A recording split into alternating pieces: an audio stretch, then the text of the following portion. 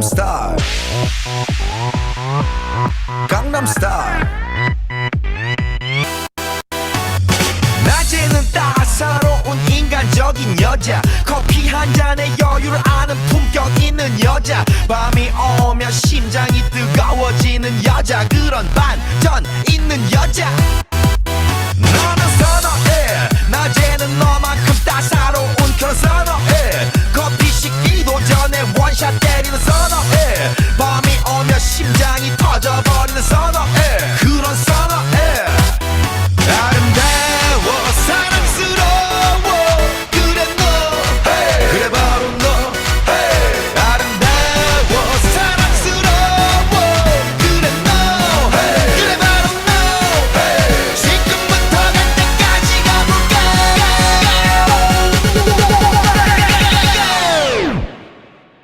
오빤 강남 스타일. 강남 스타일. 오빤 강남 스타일. 강남 스타일. 오빤 강남 스타일. Hey, sexy lady. 오빤 강남 스타일. Hey, sexy lady. 성숙해 보이지만 놀 땐 노는 여자, 이때다 싶으면 묶었던 머리 푸는 여자, 가렸지만 웬만한 노출보다 야한 여자, 그런 감각적인 여자. 나는 선호해, 점잖아 보이지만 놀 땐 노는 선호해, 내가 되면 완전 미쳐버리는 선호해, 근육보다 사상이 울퉁불퉁한 선호해, 그런 선호해. 아름다워 사랑스러워 그래 너 hey. 그래 바로 너 hey. 아름다워 사랑스러워 그래 너 hey. 그래 바로 너 hey. 지금부터 갈 때까지 가볼까.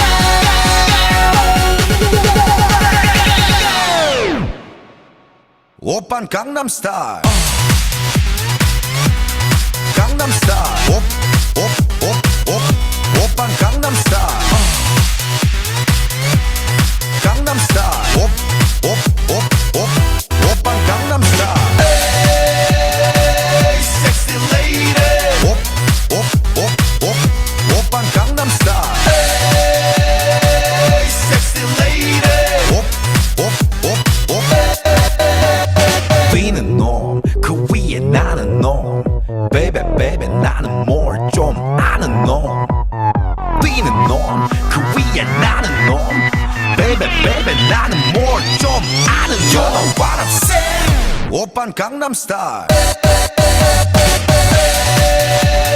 Hey, sexy lady. 오빤 강남 스타일. Hey, sexy lady. 오빤 강남 스타일. We did it. Okay. Whew. Seats up. Ears up. Hey. How's everybody doing today? Get the energy flowing, get the blood flowing. Got the Purium flowing. Who here is on some day of their own 90-day version of the cleanse? Who's here doing their shakes twice a day, once a day at all? Right on Shree, right on Felicia, right on Grace, right on Ann. Ooh, is that the beet juice? Yes, yum. It's beet juice, but I'm about to top it off with some power shake because that's how we roll. Gotta mix it up. Oh my gosh. Thank you all. So let's say a prayer. My little kitty right here is going to pray with us. Just feeling the goodness of today. It's pouring rain.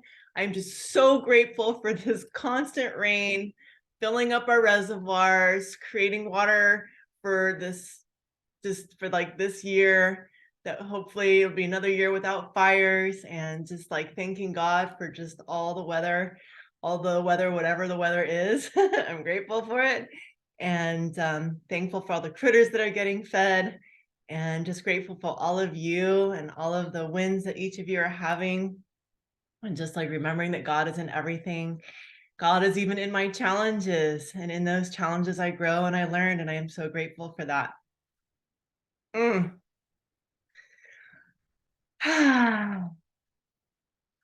Amen. I pray for each of you. I pray for each of you to just be the magnet, the lamp in the fog for all, that everybody may see your light and be drawn to you and find the light that you offer. That may all those beings who are struggling, who are looking for your medicine, your personal juju, your personal flavor, your personal medicine, that they find you. Praying that they find you, and that your lamp, your facets of your diamonds are just like squeaky clean. We just like clean off those facets so people can see, so that light can shine brightly, and that everyone's just drawn and magnified to you. Okay? It is so. God is in your light. God is in your personality. God is in your particular flavor. God is in your particular way of being in the world. And that just absorbs and just attracts so much more to you. And may everyone who needs you find you. Thank you. Love you guys.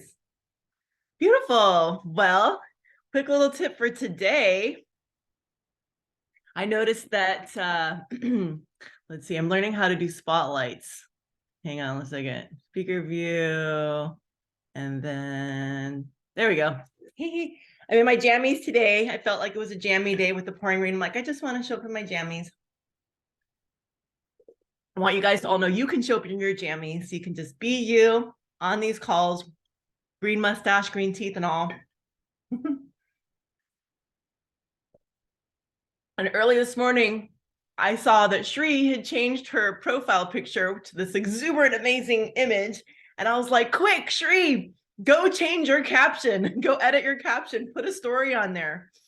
Because when you change, and this is the tip for today, when you change your profile picture, everyone sees it. It's like the one thing that alerts everyone in your notifications, and it's going to be the most viewed, easiest, most viewed post. So if you want to get your post viewed, change your profile picture, add a caption to it, and you will like all day long just get love on that picture and have a lot of exposure. So that's one of the best ways to get exposure. So since if your downline's not on here, definitely tell your downline. If your team's not on here, make sure they get that memo today. And I would encourage that be like the challenge of the week is to change your profile picture and get a lot of comments on it. Okay. Even if you're not on Facebook and your downline's on Facebook, make sure they do it. I wanted to actually share a video, and this is important for all of us. Like this video I'm going to show. Wait, do I have it queued up? Hang on a second. This video I'm going to show requires full 100% attention, and it is definitely something important that affects all of our lives. It affects every single thing, interaction that we have these days. And I think it's on my other account. Sorry, didn't have it queued up. But it's definitely something that affects every single thing and interaction that we're doing these days. So if you're somebody who looks at your phone and talks to other people while looking at your phone, say I. If you're somebody who ever looks at your phone while you're on Zooms, say I. Okay, me too. If you're somebody who ever talks to other people while they're looking at their phone, say I. Okay, all right, we're all honest here. So this came to my inbox, and I happened to watch this entire video and thought, this is something we all need to see. Anybody who feels like they're addicted to their phones, anybody who feels like their children are addicted to their phones, or people in their life are addicted to their phones, this is worth watching and worth like sharing with other people. And it's relative to our business. Okay. So I'm having trouble finding it. It's like on one of my accounts. I have several accounts that I have videos ready to go on. And let's look at, is it this one? My history. Okay, I'm looking at my history. So hang tight. There it is. Okay. Now, this is called taking notes effectively.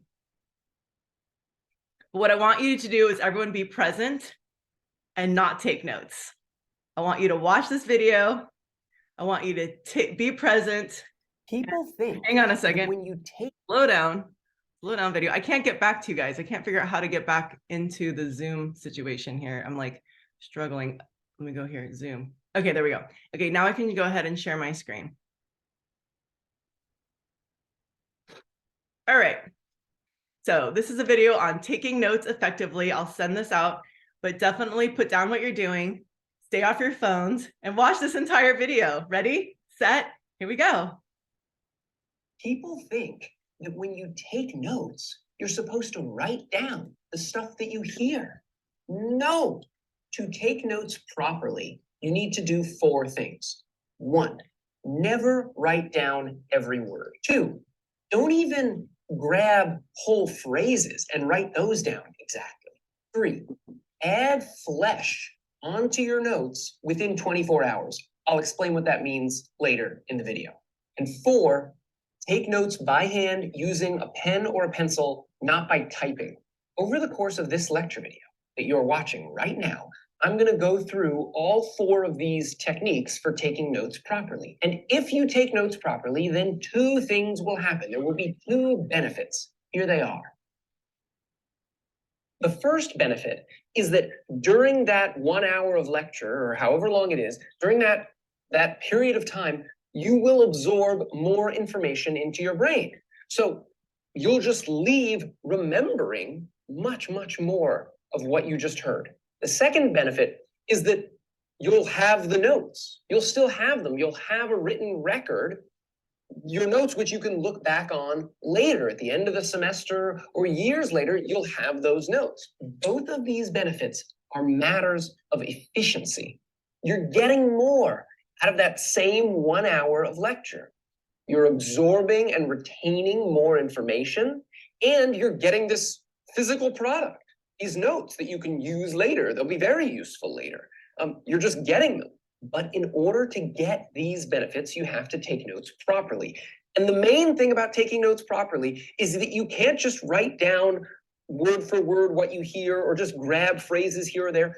You have to think through the meaning of what you're hearing. You have to engage with the content of what you're hearing and then write down a summary of that content in your own words. You have to do it that way or else you won't get this stuff. I'm going to explain how to do that. Here we go. Fundamentally, taking notes is a tool of efficiency. You're going to be in class for that period of time anyway, right? You're there in the room anyway. How can you use that same amount of time, that same 1 hour of lecture or 1 hour and 15 minutes or whatever it is? How can you use that same amount of time to get the most learning into your brain? I'm not saying work longer hours. I'm saying take the same number of hours and squeeze out of them the most retention, the most understanding, the most resources to make your courses easy. That's what I'm going to explain how to do today, specifically how to take notes in class so that you get the most out of every class period. Back to the 4 techniques for taking notes. Number 1, don't write down every word. It's just a fact about human memory that it's very hard to retain, remember sort of meaningless symbols. What we remember is the meaning behind those symbols. And so if you just write down the words are just symbols. If you just write down the words without understanding them, well, then you'll have a transcript of the words. I mean, most people can't write at that speed, but even if you could, you'll have a transcript of the words or a bunch of those words, but you won't have understood any of it, and you certainly will not retain it. Instead, what you have to do is think through the meaning of those words and summarize what you're hearing in your own words with your own understanding of the material. The result of this, of course, is technique for properly taking notes number 2, which is not only should you not write down every word, you shouldn't just grab a few words or phrases here or there and write those down. It's like this. Say that the following, I'm going to write it here, is a transcript of what the lecturer said at the front of the lecture hall. These aren't words, obviously. These are just squiggles that I've written on a piece of glass. The point is, okay, say that these were all of the words that you'd heard. What a lot of students will do is they'll hear a bit and they'll write down these few words, but then they can't write as fast as the person can speak. And so they miss a few words. They barely hear these words because they're busy listening to those, but they grab a few more words. They're able to capture those. They miss a few more. They grab these. They miss a few more. They grab those. They're just writing down like disconnected phrases. What you get from this technique is even worse often than not taking notes at all. Because you've just got a disconnected jumble of phrases which you don't understand. And because you were busy writing exact phrases, you were like barely listening to the parts in between and you don't retain anything. This technique, which is so common, I would say that this is the most common way that people try to take notes. This is a disaster. Instead, what you should do is listen carefully and understand what the person is saying. And then once you understand what they're saying, write down a little bit of that understanding in your own words. If they talk for a minute, listen for that whole minute, understand that whole idea that took them a minute to say, and then write down your own summary of that 1 minute of talking, that 1 minute of talking, which will include 100 words or 200 words. Write down that minute of talking in your own words in 5 words, and then get back to listening again. And do this for the whole lecture. But what if you don't understand it? What should you write down if you're listening to the lecture and you don't really understand the meaning or the significance of what they're trying to say? What do you write down then? You don't write down anything. You raise your hand and you ask them to explain it again. You ask a question, you have them answer the question, then you understand it and you write down the thing that you understand. It simply won't work, not in this efficient, powerful note-taking way. It simply won't work to just write down some stuff that someone says that you don't get. But if you get it, make sure you understand it and then write that down. That'll stick in your brain. Okay, but you won't get enough words down, right? That's okay. That's not a problem. That brings us to technique for properly taking notes number 3. Add flesh within 24 hours. Okay, what do I mean by flesh? This is a metaphor, right? I mean flesh, like flesh, like skin or whatever. The idea is that those notes that you get down during the lecture, those are the bones. That's the skeleton. But the creature hasn't been created yet. Your notes aren't done at the end of lecture. It doesn't take long, but just sit down for 10 minutes after lecture. Within 24 hours, it doesn't have to be immediately after, but late that night before you go to bed, just 10 minutes, go through those notes and add in the other stuff, the other parts of understanding that you didn't have time to get in during class while you were writing frantically. Because you're doing this within 24 hours, there'll be all these memories that will be pulled up in your mind when you go through these notes. Those memories will be gone after 24 hours. So you need to get them while they're still there, so that when you then go look back at your notes 2 months later, what you're looking back at is a more filled out, description of your own understanding. I'll just pause here to admit that many students won't do this part, number 3, because number 3 is more time. Like it's 10 or 15 minutes more. And some people just won't do it. They won't do it. They don't want to spend that 10 or 15 minutes or whatever. Okay, fine. But if you're one of the few who listens to me and does this, it will increase the powers that you have of retaining information in your mind and having quality notes to look back on later. It will increase your powers dramatically. This will make all of your courses way easier. I know most of you aren't going to do this, and it makes me so sad. It just makes me sad. But anyway, those of you that do, here, this is gold. I'm giving you a golden piece of advice. All right, moving on. Number 4. And just so you know, this is actually working up towards something. This isn't even the juice of what he's offering. So there's a reason why I'm having you guys not take notes, but you can take written paper notes yet, just not on your computer, and you'll see why. Write your notes by hand with a pen or a pencil. Don't type them on some kind of device. There's a very small number of exceptions to this. People who need to take their notes electronically by typing or whatever. We'll talk about that in a little bit. The main thing I want to emphasize here is that this is not my opinion. This is not what's worked for me. No. This is what science has proven to be more effective when taking notes. A study from 2016 found that, quote, average final exam scores among students assigned to classrooms that allowed computers were 18% of a standard deviation lower than exam scores of students in classrooms that prohibited computers. Why is this? Well, there are several reasons, and we will go through several of them. But the first and most obvious reason is that if students have their laptop in front of them, or their phone or whatever, well, then they will click away and look at all the other stuff on the internet. They will go and seek out all the much more fun, much more interesting stuff. A paper from 2008, published in the academic journal Computers and Education. Quote, students who used laptops in class spent considerable time multitasking. The level of laptop use was negatively related to several measures of student learning, including self-reported understanding of course material and overall course performance. That means they got worse grades. A 2016 paper published in Psychological Science. Our results showed that non-academic internet use was common among students who brought laptops to class and was inversely related to class performance. That means they got worse grades.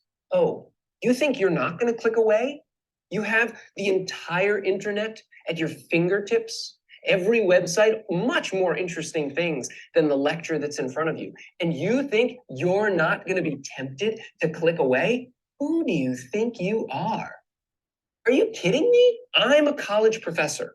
I go to faculty meetings with all the other faculty. If I have my laptop at a faculty meeting, I click away to look at other stuff. And I look around at all the other professors, and guess what they do? If they've got a laptop in front of them or a tablet or something, they click away. They're checking their emails. No one is immune to this. No one is powerful enough to not go do other things. A study from 2013 found that participants who multitask on a laptop during a lecture scored lower on a test compared to those who did not multitask. And participants who were in direct view of a multitasking peer scored lower on a test compared to those who were not. What this shows is that not only can you not bring a laptop or a tablet or whatever to class, if you're in a class where the professor permits students to take notes electronically, you have to sit at the front because you're paying tuition. And what are you going to do? You're going to sit at the back and be distracted by the stuff that's on everyone else's screen. Of course you're going to look at it. Are you kidding me? And you're going to get worse grades, get less out of your tuition dollars. Why? Because they want to play a video game or shop for boots or whatever? No, sit in the front. Don't use a computer and don't get distracted by those other schmoes who are using their computers. A paper from 2018. Divided attention reduced long-term retention of the classroom lecture, which impaired subsequent unit exam and final exam performance. This paper from 2012. Participants who did not use any technologies in the lectures outperformed students who used some form of technology. Okay, but what if I'm only using the internet to look up stuff that's related to the class? Like if I hear something and I don't know what it is, so I quickly Google it to understand it in class. That's the only way I'm going to use the internet during class. Oh yeah? That's the only way? Yeah. Who are you kidding? But even if you could do that, even if that's the case, There's this 2016 paper published in Psychological Science. Class-related internet use was not associated with a benefit to classroom performance. Okay. What if you use a device that simply can't connect to the internet? And there's nothing else on it. The only thing it will do is allow you to take notes by typing those notes. What about that? Is that better? It is not. Here's a study from 2014. Even when laptops are used solely to take notes, they may still be impairing learning because their use results in shallower processing. In 3 studies, we found that students who took notes on laptops performed worse on conceptual questions than students who took notes longhand. We show that whereas taking more notes can be beneficial, laptop note takers' tendency to transcribe lectures verbatim rather than processing information and reframing it in their own words is detrimental to learning. That's the point. The problem with taking notes by typing those notes out, even if you're totally immune to the powers of temptation to be looking other things up on the internet. Okay, even if you're totally immune to that, the problem with typing out your notes is that you can type too fast. You can type so quickly that you can almost type word for word everything that's going on. But if you do that, your processing will be shallower. You won't think through the information. Instead, what you need to do is take notes by hand because that will force you to summarize what you're hearing, and that will force you to process the information, to think about the meanings of the words that you're hearing, and that's how you absorb the material. That's how you do it. That's how this works. Paper from 2003, students in the open laptop condition suffered decrements on traditional measures of memory for lecture content. A second experiment replicated the results of the first. The word decrements means reductions, lowering of a certain number. What number? Their scores on what that paper called traditional measurements of memory. That just means quizzes. They gave them quizzes to see if they understood and remembered things, and they didn't. From 2009, once they experience not using a laptop in the law school classroom environment, they often change their method of taking notes and report improved learning and classroom experiences. And finally, a 2017 paper, students have a clear preference for digital texts, but students recalled key points linked to the main idea and other relevant information better when engaged with print. Okay, have I gone through enough of the science? This is clear at this point. We know this as a species. We have proven it. If you want to retain information, you need to take notes by hand, not by typing those notes on any device. Now, there are some exceptions to this. Obviously, there are students who have some disability that makes it physically impossible for them to write. You know, if you have a problem with your hand, of course, then you need to get that registered with your university's Office of Disability Services so that you can type. If you need to type to take notes, you need to type. And there's also a very small number of students who are neurodiverse in one way or another and really and truly need to take notes by typing them. Yes. If that's you, of course you need to take notes in the way that's going to work for you. But I want to emphasize the following. The mere fact that you want to take notes by typing, or the mere fact that you think it will be easier for you, or you think it will be better for you to take notes by typing, no. That doesn't mean that it's better for you to take notes by typing. You need to have a real, genuine disability. You need to be genuinely neurodiverse in a way that has been examined by medical professionals. If you're going to give yourself permission rationally to type your notes rather than take them by hand. Okay, that's what I've got. That's how to take notes.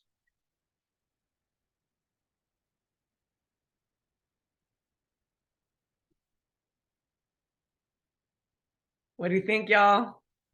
That was really cool that that board was in front of him. That that surprised me. Was he writing backwards? I don't know. No, I think he probably wrote it on the front earlier, like the right direction, and then was just able, you know, probably flip the screen. Okay. I'm trying That was super challenging for me because you had asked us not to multitask. And, one of the things that I've been realizing, I like admittedly have addiction to my gadget. And part of what I'm learning is that perhaps if I have like a fidget toy or something, like even from nannying, one of the things that I've noticed is that this 8-month-old, he is less upset if he has something that he can hold on to. And my phone has become that for me. Like I'm constantly reaching for it. And the same was true during this. Like I kept wanting to pick it up and check my messages and like even just hold it. So that was, I realized how far we've gotten from like, students now, young kids, like my daughter's 9 and she goes to a private school that's actually, they don't use any kind of technology. And I'm so grateful because I feel like we're losing that hand to brain, like our hands. I'll stop talking in a minute. No, take your time. This is really important what you're saying. Take your time. Please flesh it out. I'm super passionate about this. Our hands are connected to our heart, and that's our creation energy. And then there is something really specific and tactile about us actually using our brain to write the shape of letters that we put together to create concepts, right? And so that's super important. And we're losing that as a culture and as humanity from always being on our gadgets, right? So yeah, and just noticing with inside of myself, like I really made myself do it. I was like, no, I like picked up my phone and start like 3 times at least.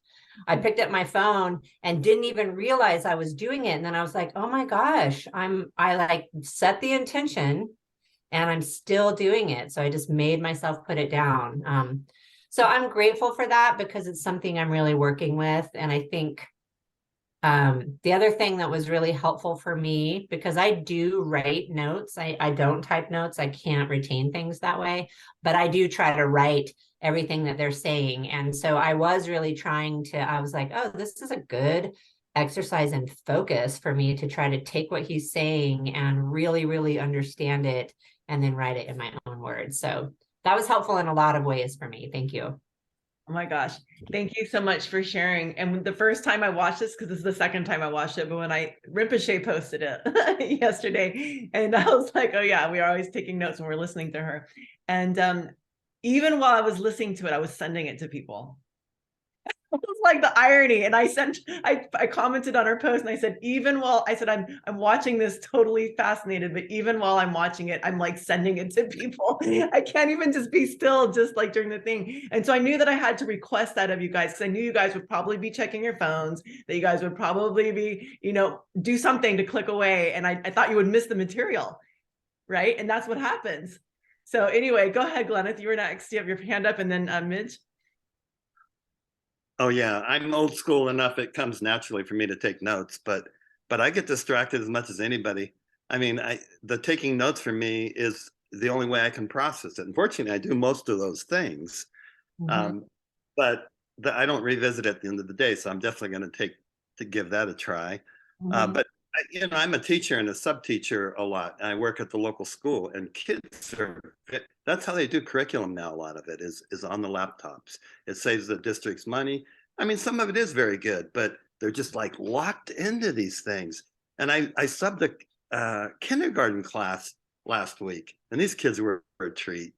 But when it came to computer time, it was very interesting because they were having the kids do a computer thing, and the kids were resistant to it. I was going, oh my God, how cool is that, right? They were dreading that time, and most kids aren't that way. So they're obviously conditioned that way, as most of us are, right? I mean, what can you do these days without going to the internet to even take care of a bill or whatever? It's almost impossible. Thank you, Glenna. Yeah. Midge.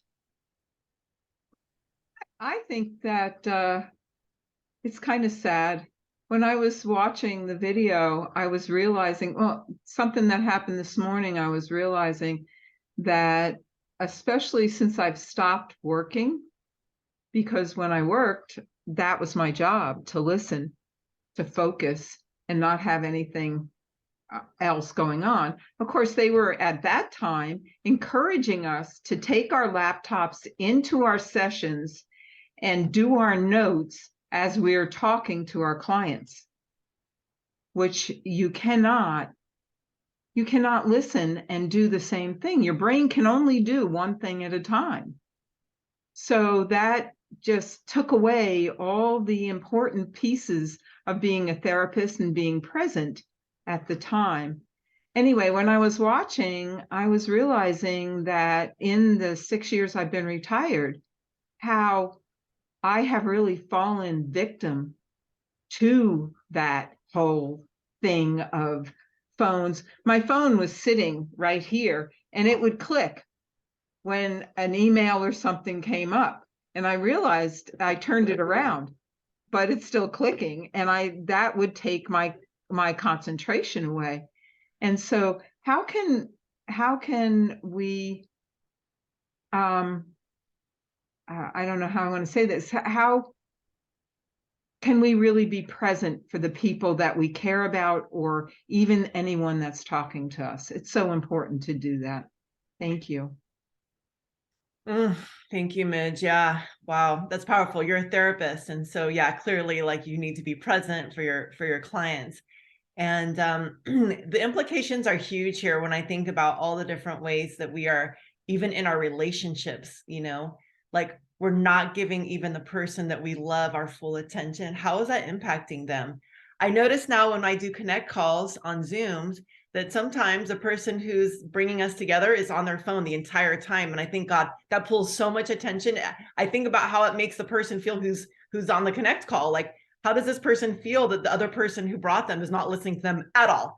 Completely. We know if I've talked to you while you're on your phone, I know you're not getting any of the information. You're not. I know that because I have to always have people repeat themselves. If I'm on my phone and someone's talking to me, I always have to look up and go, I'm sorry, what did you say? I wasn't looking at my phone. And I have to tell people sometimes, like, I'm going to look at my phone and answer this text message.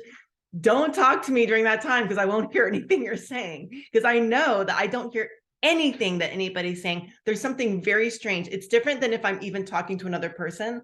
Like, if I'm talking to someone else, they're talking to me, I can hear what they're saying. And even if there's another person in the room and I go to that person, I still kind of hear this person. But for some reason, if I look at my phone, it's like earphones. It like literally is like putting earplugs in my ears. I hear zero of anything that anybody else is talking to me about. How weird is that? So yes.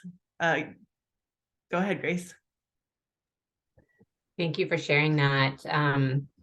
So I have a 9-year-old, and this has been, I would say probably my postpartum time was when I got really addicted to technology, partially because my relationship with her dad was extremely challenging, and being a new mom was extremely challenging.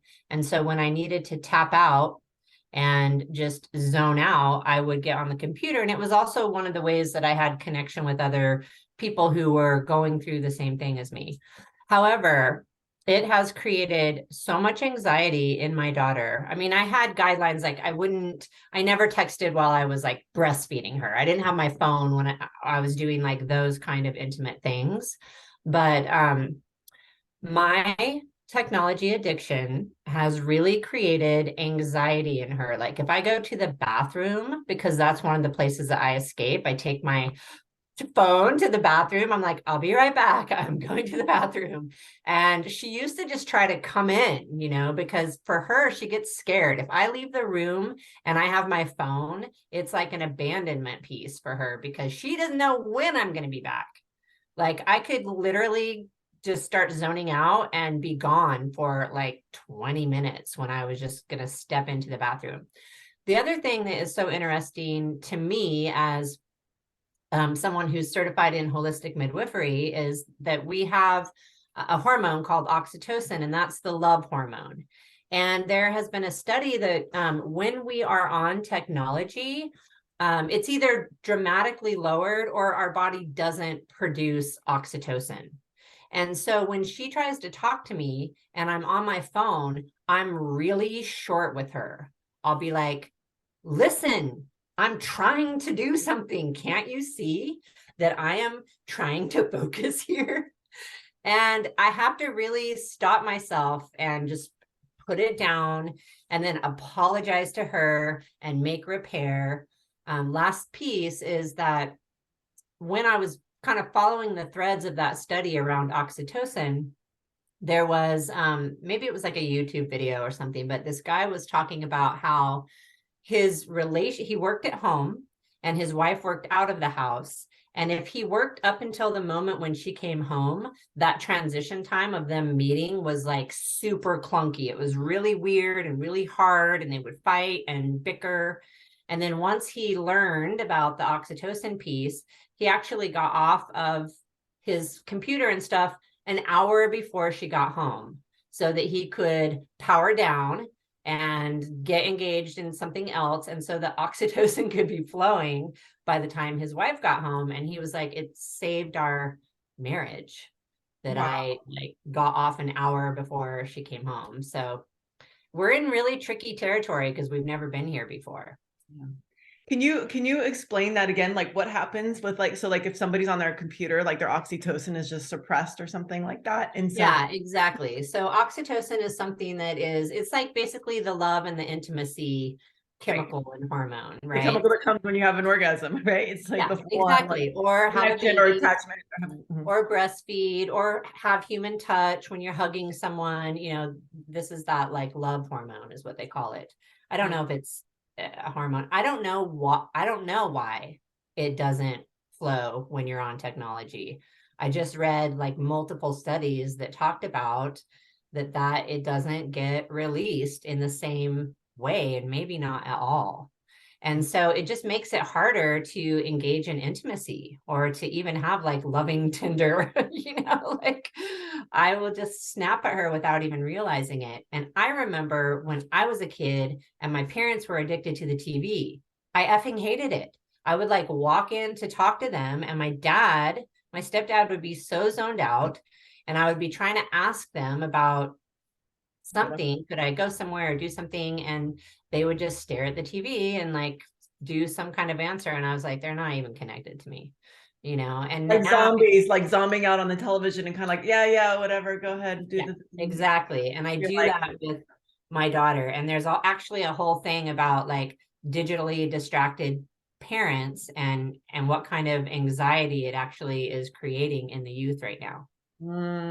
Wow, so powerful. Yeah, I wonder too sometimes about the connection, like when women are breastfeeding and they're on their phone, if there's a lack of flow of energy to their child because they're actually distracted. I wonder about that. So that's interesting. Thank you. Geneva and then Midge. I've noticed that the most helpful thing for me is when what he said, number 3, about flushing things out, because they would make us do that in ballet. Right after class, we would have to try and write the entire class from memory into our notebook. And that really like helps you find the missing pieces and really like solidify all of that into your mind. And I've got that fidget thing that Grace has where like it's so helpful when like my hands are doing something. So the other thing that's helpful for me is like because I've had to learn how to work around having ADD, and so sometimes I'll watch something and I'll turn the speed on the video up so that they're talking really fast like this, because that forces me to pay more attention, because if there's any space in their breath and their words, then my mind starts to wander. I think that's called being a genius, and you need things to be a little bit quicker because you absorb fast. So that's good. Midge. Oh, I just wanted to Thank you add for to what I sharing. said. Oh, what you said, Grace, was right on target, because I remember, let me lower this out. I remember when Niranjar and her sisters were younger. But if you work with children at all, the younger children will take your face and pull it Yeah. so that you have eye contact. Eye contact is an important thing. And the kids would come in, and if I was doing something, they'd say to me, "You're not listening, Mom, if you're doing something else besides looking at me." So I think we need to take lessons sometimes from children and what's happening, with us. It's a So really cute image to think of Niranjar pulling your face towards her to listen to mommy. It's adorable.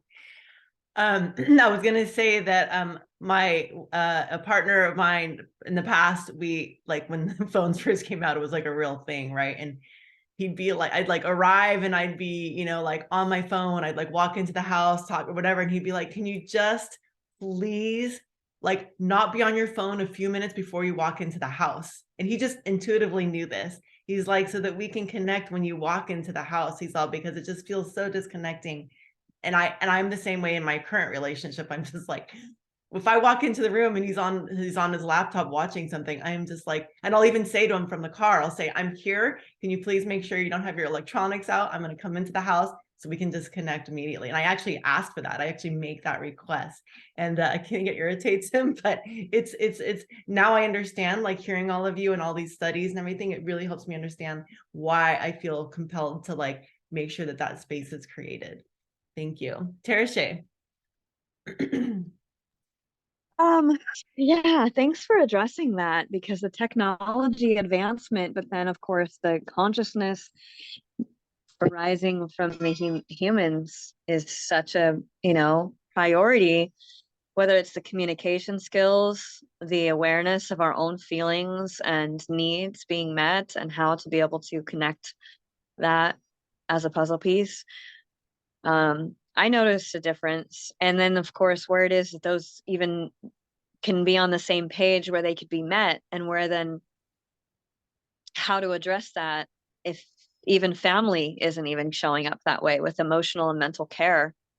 So it's nice, Grace, that you mentioned that with your children, or even with as or anyone else mentioned. To me, I'm noticing too, like Rachel, you've been practicing, is slowing down, is being more present.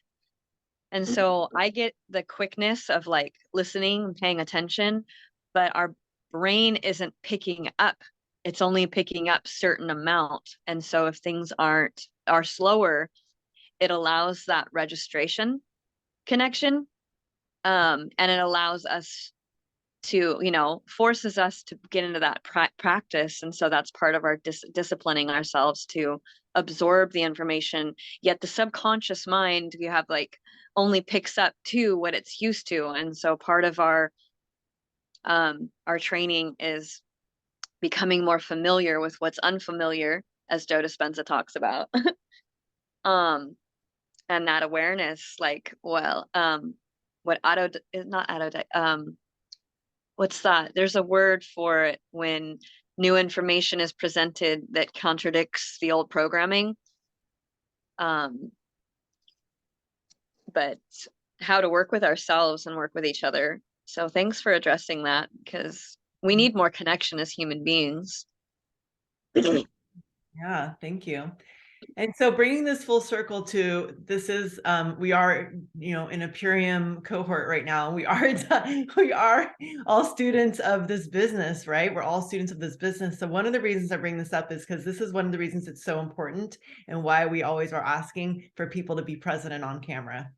Because it is helpful to be talking to people who are actually on camera, but it's also because we know that if people are not on camera, they're more likely to be multitasking and not actually getting the information. And, Leslie Zan, has a lot of information that she, unfolds. Debbie has a lot of information on the money maps that she unfolds. And if we are like on our phones doing other things, we are going to be missing important pieces that can actually help us with our business. Like there might be a campaign this month that's really important that can actually get you extra points, and you might miss that whole piece. right? So bringing it full circle, it's like, how does this also apply to our business? How do we like stay present for our business? And also on connect calls, like if you're bringing someone to me or your upline for a call, you're bringing them, you're on the call for a reason. You're also on the call because you're there to also learn about the person who's speaking. Sorry, I'm letting people because you're also on the call learning about people who are speaking, the person who is speaking, as well as you're also there to get trained, right? So the connect call isn't just for the person who is listening. Isn't just for the person who you brought them to. So that's why it is so important to be on camera if you're doing a Zoom and not pulling attention, because it is so distracting to me when somebody is actually looking at their phone, because I can tell. And then I'm like sitting there trying to do this whole connect call for them. And then if they're like on their phone the whole time, I actually feel stressed and like I feel concerned about the other person. Are they getting the information? Are they feeling cared for? Are they feeling this person's listening to me? Because we're there together for a reason. Otherwise, I may as well just do the call on my own, right? You may as well do the call on your own for your downline. So it's really important to like have this focus, and it is so tempting. So like, this is our version of a 12-step program for people who are addicted to their phones, right? Having this conversation. I'm so glad that you guys watched that video. Totally present. Thank you for like, and thank you for noticing how much you wanted to look at your phone or multitask or click away while watching that video presentation. It's like just being in that experience is like so telling, and so we can like see ourselves in that experience. So that's it. I mean, it's the end of the hour. So this is when we go into our work hours. I'm going to open up breakout rooms, but if anyone else feels like sharing anything, I mean, it was just like, that was just so rich, and, and I'm so grateful that you guys were all, involved.